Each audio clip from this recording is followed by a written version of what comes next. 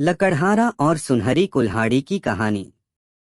एक समय की बात है, जंगल के पास एक लकड़हारा रहता था। वो जंगल में लकड़ी इकट्ठा करता था और उन्हें पास के बाजार में बेचता था कुछ पैसों के लिए। एक दिन की बात है, वो एक पेड़ काट रहा था। तभी हुआ ये कि गलती से उसकी कुल्हाड़ी पास की एक नदी में गिर गई। नदी बहुत ज्यादा गहरी थी और वास्तव में तेजी से बह रही थी। उसने बहुत प्रयत्न किया अपने कुल्हाड़ी को खोजने की, लेकिन उसे वो वहां नहीं मिली।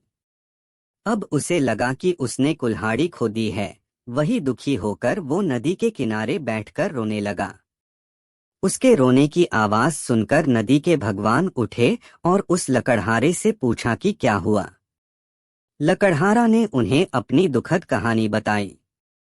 नदी के भगवान को उस लकड़हारे के ऊपर दया आई और वो उसकी मेहनत और सच्चाई देखकर उसकी मदद करने की पेशकश की। वो नदी में गायब हो गए और एक सुनहरी कुल्हाड़ी वापस लाया, लेकिन लकड़हारे ने कहा कि यह उसका नहीं है। वो फिर से गायब हो गए और अब की बार उन्होंने चांदी की कुल्हाड़ी लेकर वापस आए, लेकिन इस बार भी लकड़हारे ने कहा कि ये कुल्हाड़ी उसका भी नहीं है। अब नदी के भगवान पानी में फिर से गायब हो गए और अब की बार वो एक लोहे की कुल्हाड़ी के साथ वापस आ गए। लकड़ी का कुल्हाड़ी देखकर लकड़हारा मुस्कुराया और कहा कि यह उसकी कुल्हाड़ी है।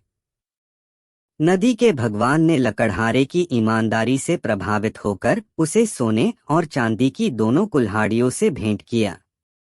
दोस्तों, इस कहानी से हमें ये सीख मिलती है कि ईमानदारी सर्वोत्तम नीति है।